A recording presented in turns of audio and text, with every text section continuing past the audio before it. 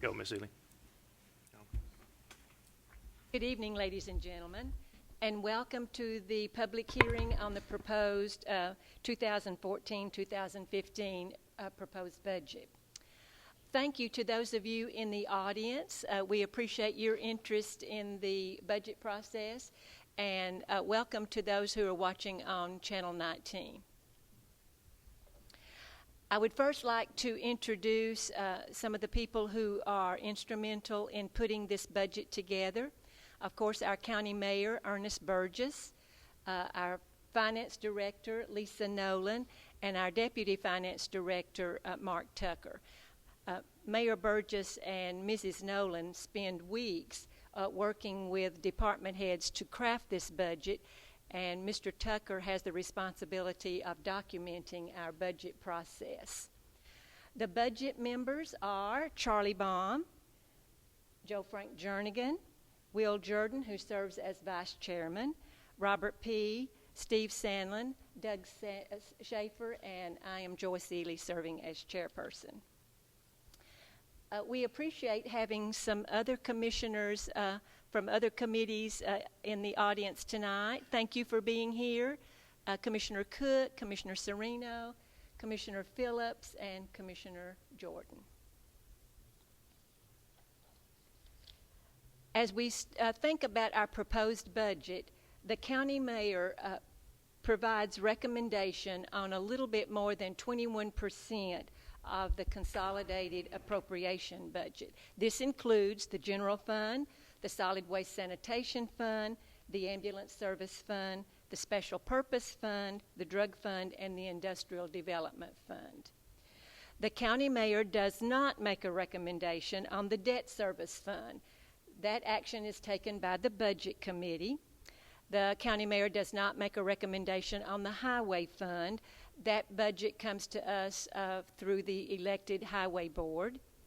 And the county mayor does not make a recommendation on the general purpose school fund, the cafeteria fund, and the education capitals project fund. That proposed budget comes to us from the elected school board. The Budget and Finance Committee has reviewed the proposed budget, and we are presenting our recommendation to you this evening. All meetings have been televised on Channel 19, and this year the details of all budgets are on the Budget and Finance page, www.rutherfordcountytennessee.tn.gov. And our budget has been published in a local newspaper.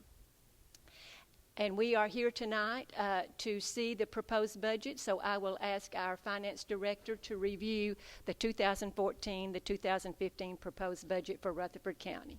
Mrs. Nolan. Okay, thank you. Before we get started, we're going to talk about the tax rate. 2014 is a reappraisal year. All the properties in Rutherford County are reassessed and appraised every 4 years. In that fourth year, the tax rate has to be adjusted as well to ensure that the county doesn't receive any more property tax revenue than what the prior year generated. Last year's tax rate for 2013 is 2.5652. The certified rate that has been certified by our tax assessor and our state of Tennessee is at 2.4968. In preparing the budget, we spread the tax rate, the certified rate, in the same ratio as we did in the 2013, as demonstrated on this slide.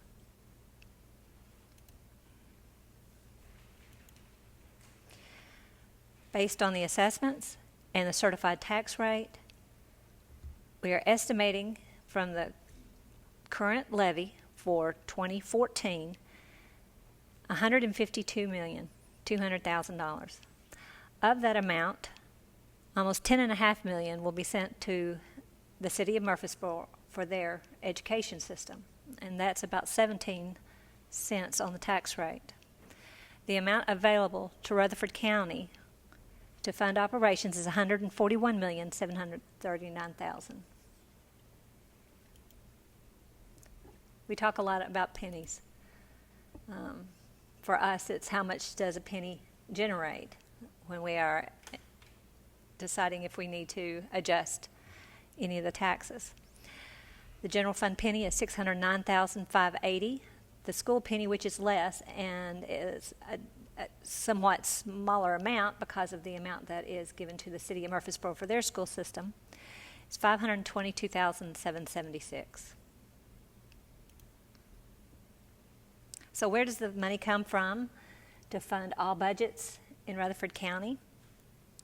41% is from the state of Tennessee, and that's primarily for schools through the BEP, the Basic Education Program.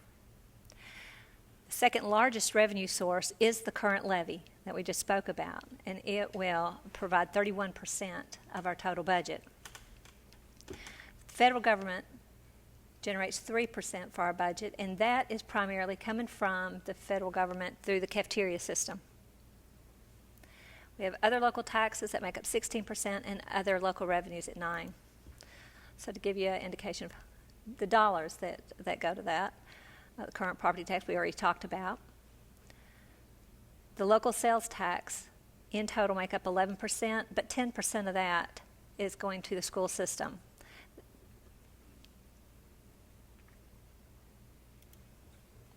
Where's the money going? And we always talk about that the schools do generate most of the appropriations. So they don't generate, they spend most of the appropriations. So counting debt service for schools is over 75% of our budget is school related. Now a lot of people talk about our debt. When you add both components, the education component and the general component, our debt service is less than 9% of our total budget. The county general fund that we spend a lot of time on this side discussing is less than 18% of our total budget. As far as the proposed operations, our total estimated revenues, $458,028,886. Recommended appropriations at $480,545,000. You can see on this slide that our revenues are definitely below our appropriations by $22.5 million. So the question is, how are we going to manage this? We're estimating the fund balance at the end of this year at $94,187,000. That is where we will be finding our balancing act. We also are going to estimate a reduction of a restricted fund balance of $650,000 in the county general fund. So with our managing our appropriations and the reduction of our restricted fund balance, we're estimating the ending assigned fund balance at $72,321,000. We've got several funds that have fund balance requirements. The county general fund is that we should at least maintain 15%. The debt service is several different components. We try to keep it at 65. We have in years past tried to maintain it at 75. So you can see for here we're within that, between 65 and 75. The general purpose school has to maintain at least a 3% fund balance. And the cafeteria cannot have any more than 25% fund balance. And we meet all of our tests. So let's talk about some of our larger funds. The general fund. Public safety is the largest component of the general fund, and it's more around 56%. But when we speak of public safety, it's several different departments. The sheriff and the jail, of course, but it also includes the juvenile detention workhouse, building codes, EMA, and the fire department.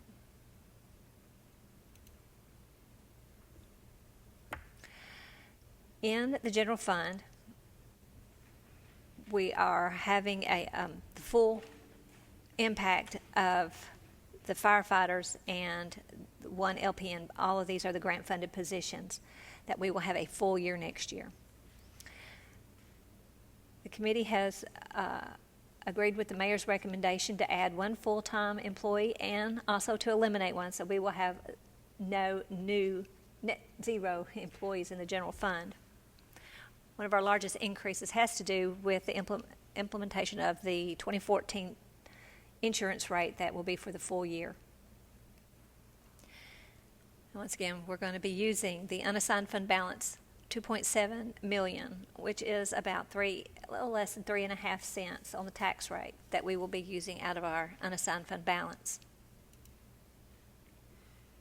We talked about the minimum balance, and there's always the question of why do we have fund balance requirements. Well, when we talk about 15%, that's only 7.8 weeks of the year sitting in our appropriations. It helps with our cash flow and then our contingencies for budget error or disasters. Moving to schools, the three funds for the schools: general purpose schools, centralized cafeteria, education, capital projects. What we're showing you here is next year's projected budget compared to the prior 2 years. We had a pretty good increase going from the 12-13 year to the 13-14, but it is a modest increase from this current year into next year. It's a 1.9% increase in the general purpose school, or $4.47 million. There's 75.5 positions. There's no increase to their base pay table. And there's also a reduction over $2 million in equipment. As I said, that's a 1.9% increase, and the budget is projected on a 2.4% increase in growth. However, their growth, I think the current year is 2.9%. And so how are we funding this? In general purpose school fund budget, we do have an increase in the education component of the sales tax of $2.7 million. There's an increase in the BEP coming from the state, $2.9 billion, but we have a reduction in other state revenue totaling $2.8. Again, this fund, we are relying on the unassigned fund balance of $12.8 million to fund appropriations in the 14-15 year, and that's equivalent of almost 25 cents. So for pictures, 4% of the fund balance, 4% is what is, it's not 4% fund balance, but 4% of appropriations will be funded by the fund balance. 58% is state revenue.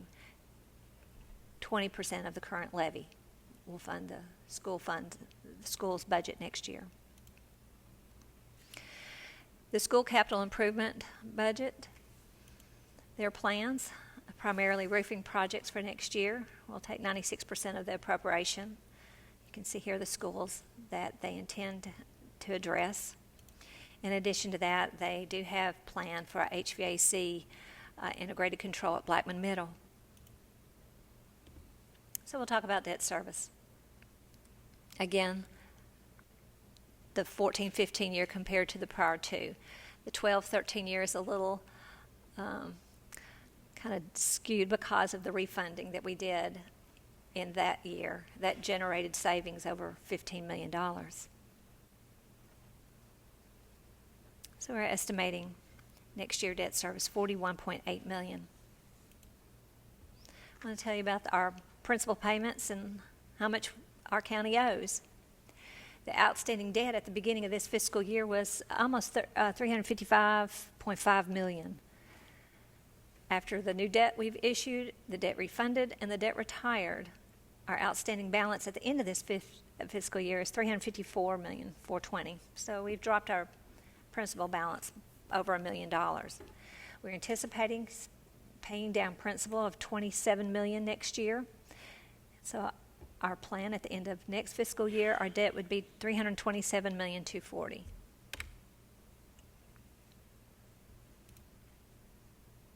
The Road and Bridge Fund. Again, the next fiscal year compared to the 2 prior. The road board's projection appropriations for next year is below last fiscal year. There's a slight increase from the current year. That's primarily due to pay for the 2014 premiums that we will be paying for the full year. There's currently 60 positions in this fund, but only 55 have been filled through most of the year. So pretty much for the highway department, it is a status quo budget. So that concludes the overview. As Commissioner Ely stated, you can find the detailed budgets on the website. This is something new for us. We previously, if anybody wanted the details, they'd have to come to our office, but right now it's out for everybody to enjoy. You'll find it on our webpage under the Finance Department, and just go to this tab, Proposed Budget by Year, and you'll find folders with each of the funds. So. Ms. Ely?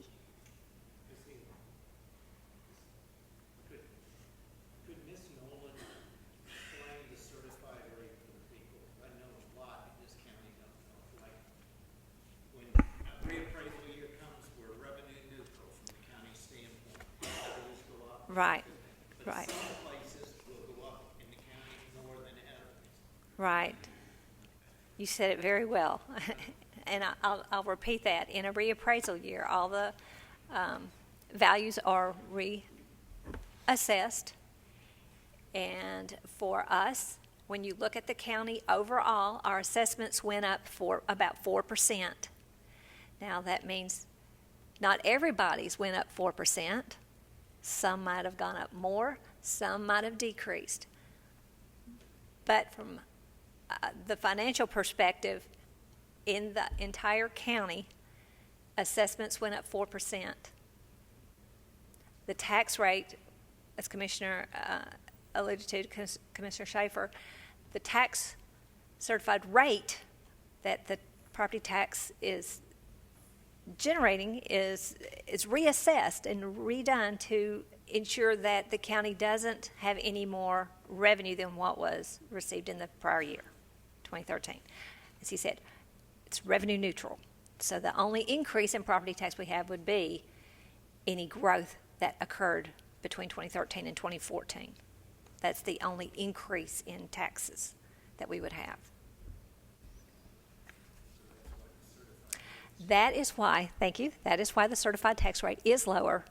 Now, if it was the other way, if assessments fail, then you would expect the tax rate to go up.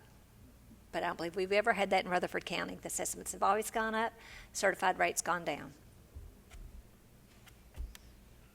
The purpose of this meeting this evening, of course, is to review the proposed budget and then to give the public a chance to speak to any of the details of the budget.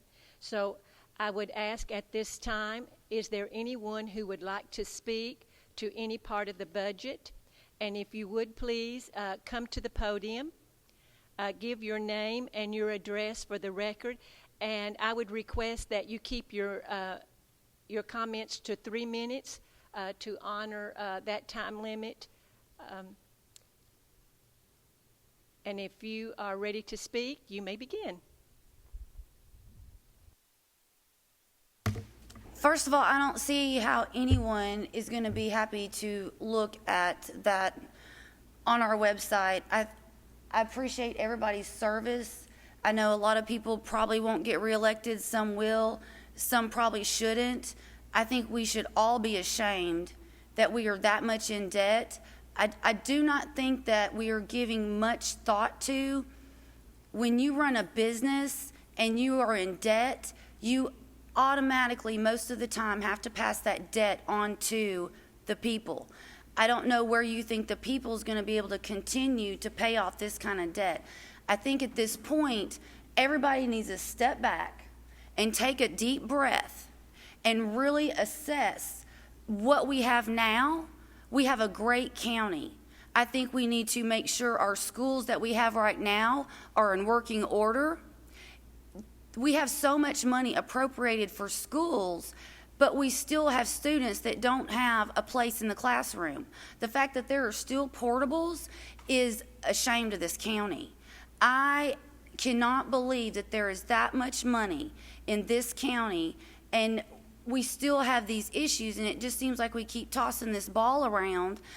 And I'm not real sure how many people, I think it's a 20-person committee. Maybe, no, we need more people on this committee because obviously it's too much for everybody. It's too much for everybody. With the amount of people that we have and the amount of people projected to have, we need more people helping out with budgeting. I know for a fact that we could go to every government entity in this county and look at how they're spending, and we can cut their spending. There is superfluous spending, and we all know it. And I, for one, think we need to put aside whatever thoughts of how much money we as individuals want or how much power we think we need, and we need to, everything that we think about regarding every penny spent needs to be in regards to the people that are paying this money. We shouldn't worry about our constituents. We shouldn't worry about the land developers. They don't run this county. And I feel like they have been, and I think it's time for a change. And I think that we need to show true leadership, make the hard decisions, and be examples for other people in other counties and show them that this can be done. We shouldn't even be thinking about further expanded growth until we get control of the growth that we have right now. I'm very passionate about this. I respect everybody in here, and I hope everybody respects every person that's paying in every penny for the budget that you have to work with.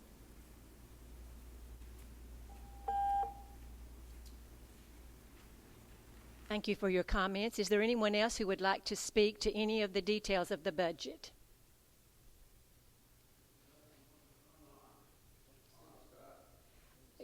Yes, sir. Would you please come to the podium, and would you give your name and your address for the record? Write it down here. That will be fine. But would you also speak it also? My name's Dorsey Meeks. I live at 13702 Versailles Road. I've lived in Rutherford County since 1969. But I have reviewed, I've only had time to review except the sheriff's budget proposal. And I find it to be comical and an insult to my intelligence. And if I was you gentlemen and ladies, I would find it an insult to yours also. If you would, I don't know, surely to God y'all have read that proposal. But when I get to $43,000 for dry cleaning for the sheriff's budget, my God, have we ever heard of wash and dry? I did, and I when I iron my clothes and iron my shirts, that really irritates me. I'll tell you that right now. But I'm going to stop right now because I could go over this budget all night long and cut it to ribbons. But I think everybody needs to review. That's the only part I got to is the sheriff's budget. I hate to go any further because I'm sickened. Thank you very much.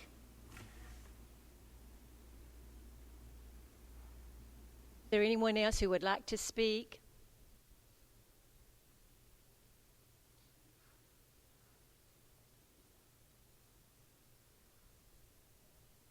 Is there anyone else who would like to speak to any part of the budget?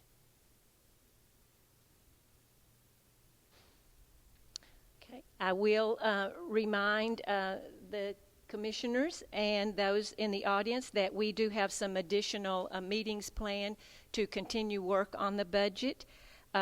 We have a meeting scheduled for Thursday evening, June 19th. That is at 5:30, and we will discuss this public hearing and make any other changes at that time that is needed. On Wednesday, June 25th, we will meet to recommend the tax levy and the appropriations resolutions.